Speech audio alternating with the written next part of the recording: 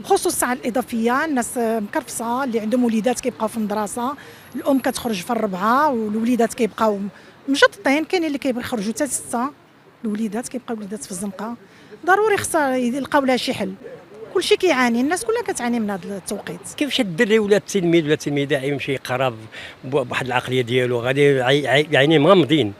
هذا لا يعقل. تنتمنوا تنطلبوا الله سبحانه وتعالى من هاد الناس المسؤولين الكبار، اقولها الكبار، ان يراجعوا هذه القضيه هذه. كيقولوا غيحيدوها، ولكن شي تحيد ما تحيد، زعما من الاحسن كنا نحيدوها باش الناس تقاد هكا مع وليداتها، لان جات صعيبه على سيرتو الموظفات. واش قادين ولا ما قادينش العلم لله، ولكن خاص الناس كلشي يهضر، ماشي غيبقاو ساكتين وغيحيدوها لهم. من الاحسن تبقى لنا الساعه ديال 8 مزيانه، هكا حنا غاديين بها مزيان. كلشي خصو يهضر. انت ساكته وانا ساكته، اذا راه عجبك كاينه ولا ما كايناش، راه اذا عجبك. راه خاص ضروري الساعه الاضافيه هذه صراحه تزيد لنا ستريس في الحياه. حنايا ولفنا دابا حنا كعايشين طبيعي بهذه الساعه الطبيعيه ديالنا، الحمد لله كنحسوا براسنا مرتاحين.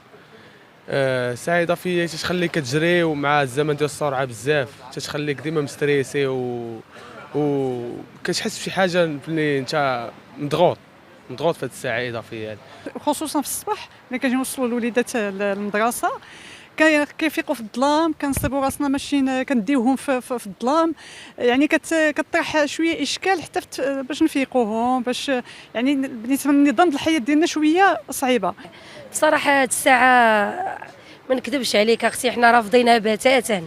اول حاجه مازال حنا ناس كبار شويه كنتقبلوه، اما الوليدات الصغار ويعني كاينين الناس اللي متضررين منها. ساعات كاين اللي يعني هاد الساعه خدام بها مزيانه ليه، كاين اللي خدام بها يعني غادي مزيان بها، كاين اللي كضرو، كاين اللي بحال دابا مثلا كاين اللي تيقول لك انا ما نديش وليداتي للمدرسه، غنديهم على الساعه القديمه، واخا هي الساعه كاينه ديك الساعه الاضافيه كيمشيو على الساعه القديمه، كيدير مشاكل في المدرسه، كيدير مشاكل في الادارات. معلوم خصنا نهضروا. وهاد المبادره ديالكم نتوما هذه دابا اللي بانكم كتسولونا، هذه راه هي في حد ذاتها راه دابا كتساعدونا باش نوصلوا صوتنا للحكومه ان شاء الله، بان يعرفونا بانه شنو هو زعما شنو اللي كيريح المواطن اكثر بالنسبه لهاد الساعه اللي كيزيدوا. مول الحكومه خاصها دير خدمتها وتخلي لنا الساعه سميتو الساعه اللي عندنا دابا حنايا ونكملوا بها، ما خاصهاش تبدل لنا الساعه. الله يهديهم ويشوفوا لنا، يغيروا لنا الوقت، يخليو لنا ساعتنا القديمه اللي كبرنا فيها وولدنا وليداتنا فيها. هذا السؤال الله يرضي عليك هما يجاوبوا عليه، فهمتي، هما يجاوبوا عليه. انا تنتمنى ثاني من بعض البرلمانيين الاحرار، اقولها الاحرار، هما يطرحوا هذا السؤال لرئيس الحكومه ونشوفوا شنو تحت راسه، كما قال الحسن ثاني الله يرحمه، شنو جايب مع ذاك البرنامج ديالو. ما فيها والو، هذه ما فيها لا فلوس ولا هذا، من الذي 10% ولا 20%، تو سامبلومون في ليفير يحيدوها وفي ليتي مرحبا. كنوجد عليهم رساله نقول لهم ردوا خليو لنا غير الساعه هذه المقاده، الله يجازيكم بخير، الشباب كيضيع.